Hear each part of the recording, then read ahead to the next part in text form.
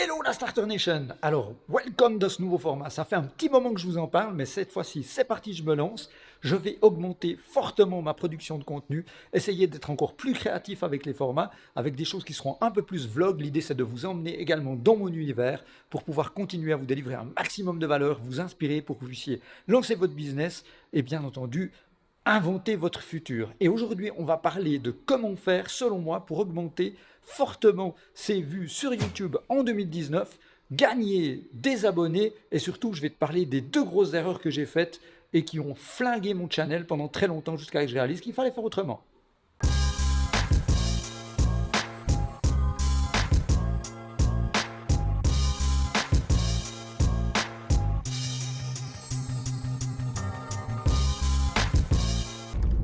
Comment avoir plus de vues et donc plus d'abonnés sur YouTube en 2019?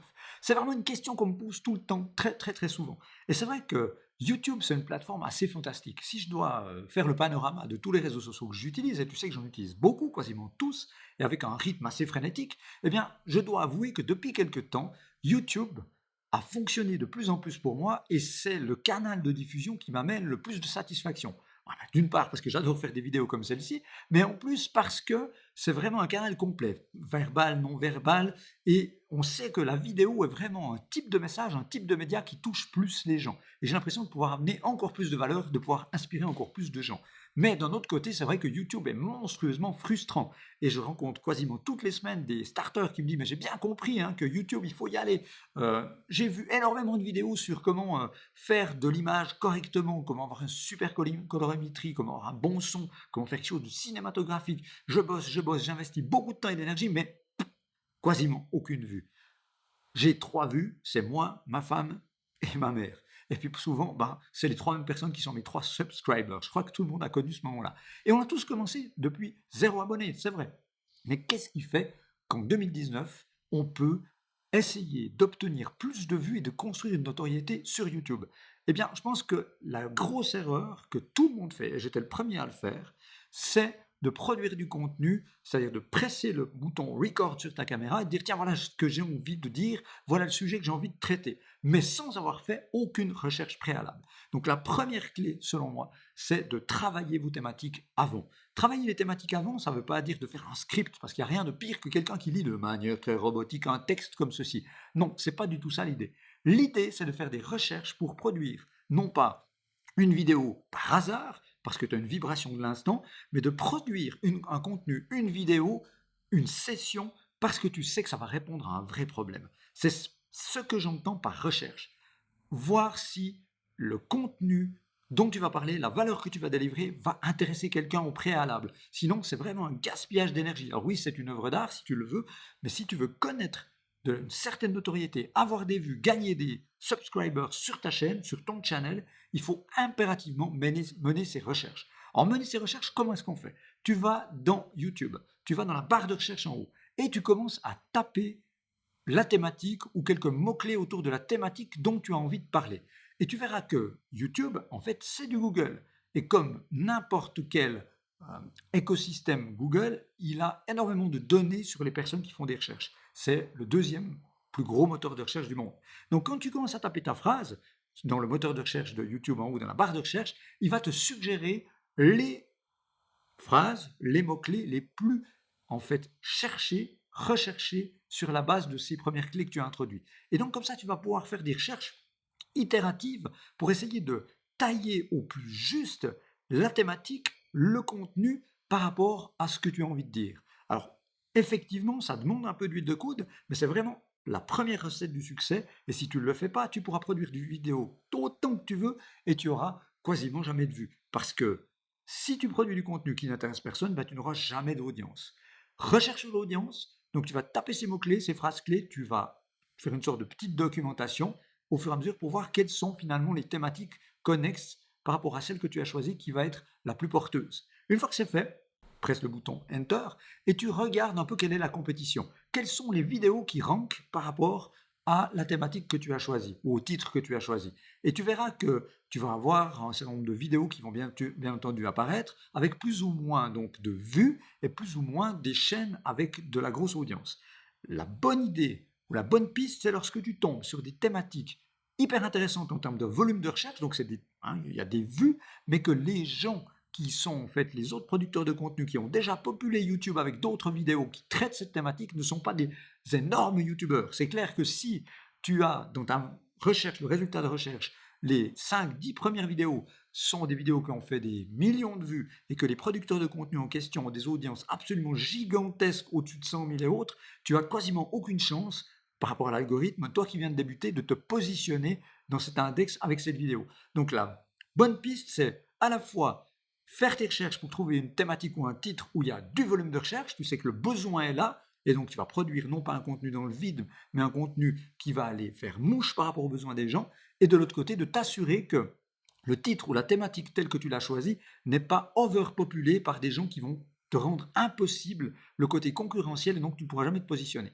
Et en croisant les deux, tu vas pouvoir trouver la thématique et le titre parfait pour ensuite pouvoir presser le bouton record et enregistrer ta vidéo. Tu n'auras pas gaspillé d'énergie au préalable. La deuxième erreur qu'on a tous commise sur YouTube, c'est de ne pas produire du contenu en imaginant qu'il va falloir le placer dans l'index. Je te rappelle que c'est du Google. Comme dans Google, quand les gens ont un problème, ils vont donc taper la thématique dans le moteur de recherche, dans la barre de recherche. Et l'algorithme va leur proposer un certain nombre de choix, des propositions, des vidéos qui sont censées répondre à leurs problèmes. Donc, on a vu la première étape qui consiste à faire des recherches préalables pour ne pas se tromper, avoir une thématique qui est recherchée, répondre à un vrai besoin. C'était le premier point. Et bien maintenant que tu as la bonne vidéo, il va falloir tout faire pour que celle-ci apparaisse le plus haut dans les résultats de recherche. Parce que c'est comme sur Google. Imagine-toi, mets-toi dans la psychologie de l'utilisateur, lorsqu'il tape quelque chose, eh bien, il va rarement au bout de la première page. Il va regarder comme ça les quelques premières suggestions qui lui sont faites, et s'il voit rien qui l'intéresse, qu'est-ce qu'il va faire? Il va retaper quelque chose, et donc il passera à une autre thématique, ou une thématique un petit peu différente. Il est donc capital que dès le début, quand tu as terminé ta vidéo et que tu l'uploades dans YouTube, eh bien, tu penses indexation. Alors, qu'est-ce que tu peux faire pour gagner des points d'indexation? En 1, on l'a vu, c'est la thématique. En 2, c'est donc le titre. Il faut que le titre colle tout à fait à cette thématique, qu'il soit cohérent avec les besoins des gens. Donc, on retombe un peu sur le point 1. Mais ensuite, une fois que c'est fait, l'étape suivante, c'est de soigner la vignette. Imagine quelqu'un qui recherche, il a un problème. On lui suggère une liste de vidéos potentielles. La vignette, c'est comme en fait l'affiche d'un film, c'est ce qui fait qu'on va les voir ou pas. Donc il faut traiter absolument ta vignette avec beaucoup d'attention pour qu'elle donne envie de cliquer dessus et qu'elle rassure l'utilisateur que quand il va cliquer dessus, il aura bel et bien une réponse à son problème. Donc thématique, titre, vignette, et ensuite tu as la description. Quand tu écris la description de ta vidéo, il faut penser absolument mots-clés. On est toujours dans l'univers Google. Et mots-clés, le pire que tu peux faire, c'est essayer d'écrire un truc pour l'algorithme, un truc robotique. Non. Fais comme si tu devais écrire un texte pour répondre à la problématique de quelqu'un, d'un individu. De l'autre côté de YouTube, c'est un individu, c'est une personne de chair et de sang. Donc il faut vraiment écrire ta description de vidéo en parsemant de mots-clés, bien entendu, pour augmenter la densité des mots-clés, comme on le ferait sur une page web pour augmenter le SEO, mais il faut également tout de suite que cette description parle également à l'utilisateur. Donc tu vas viser à la fois la densité, qualité des mots-clés dans la description pour l'algorithme, mais également pour rassurer l'utilisateur. Et la dernière clé, après la thématique, le titre, la description, eh bien, c'est les keywords, les mots-clés. Juste en dessous, quand tu as uploadé ta vidéo, tu peux mettre un certain nombre de balises. Tu as le droit d'aller jusqu'à 500 caractères de balises. C'est un peu comme des étiquettes, un peu comme des hashtags. Alors il faut vraiment les choisir avec beaucoup, je dirais, de précaution et aussi de stratégie. Tu vas choisir les thématiques qui sont bien entendu, ces espèces de hashtags, ces keywords qui sont totalement en lien avec ta vidéo. Parce qu'évidemment, l'algorithme de Google, de YouTube qui est derrière, va voir la cohérence entre le titre, la densité des mots-clés et les balises que tu as mis.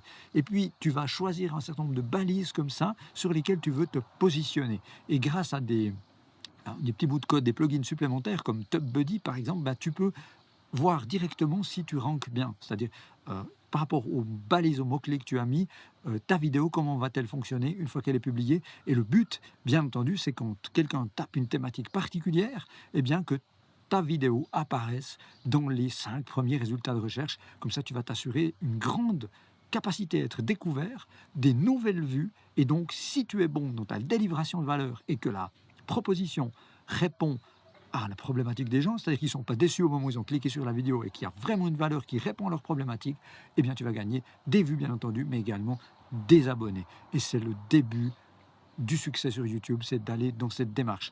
Donc, avant de presser frénétiquement le bouton record sur ta vidéo, sur ta caméra, qu'est-ce qu'il faut faire? En un, préparer, comme on l'a dit, la thématique, bien choisir la thématique pour correspondre à un besoin et non pas dire je produis du contenu et on trouvera bien une audience. C'est l'inverse qu'il faut faire. Et la deuxième clé, c'est effectivement de penser indexation et de soigner cette indexation dans le Google. Et je peux vraiment te garantir que ça change la vie. Dès que j'ai commencé à utiliser cette technique, cumulée donc de la thématique et de l'indexation, eh bien ma chaîne, elle a complètement changé, je dirais, d'univers, elle a complètement changé de ligue, puisque très rapidement, j'ai commencé à avoir des vidéos qui ont bien ranké, avec des thématiques intéressantes pour l'utilisateur, et puis je me suis trouvé à avoir des vues augmentées très fortement, passant de 3 vues à aujourd'hui quelques milliers de vues, et puis ma chaîne va bientôt taper les 30 000 abonnés, donc je vous remercie encore pour tout ça. Donc j'espère vraiment que vous aimez ce nouveau format un peu différent, un peu plus dynamique, où gentiment mais sûrement je vais faire aussi beaucoup plus de vlogs, donc vous emmenez dans mon univers. Si jamais, dites-moi en dessous ce que vous pensez de ce nouveau format, et puis bien entendu, j'espère vraiment que cette vidéo vous aura été utile. Si c'est le cas, n'hésitez pas à slasher, exploser, splaf, le like bouton en dessous que ça se passe, et puis bien entendu, n'hésitez pas, si ce n'est pas encore fait, à vous abonner à cette chaîne ou presser la petite cloche pour recevoir encore plus vite mes trucs, mes astuces, mes bonus pour pouvoir lancer votre business, inventer votre futur et profiter au maximum de tous les leviers du digital pour booster vos résultats d'entreprise et de personal branding, pourquoi pas. Et d'ici à une prochaine vidéo qui arrive très rapidement, il me reste à vous souhaiter le plein succès, un max de fun dans tout ce que vous faites, et surtout d'ici là, n'oubliez pas, be a start.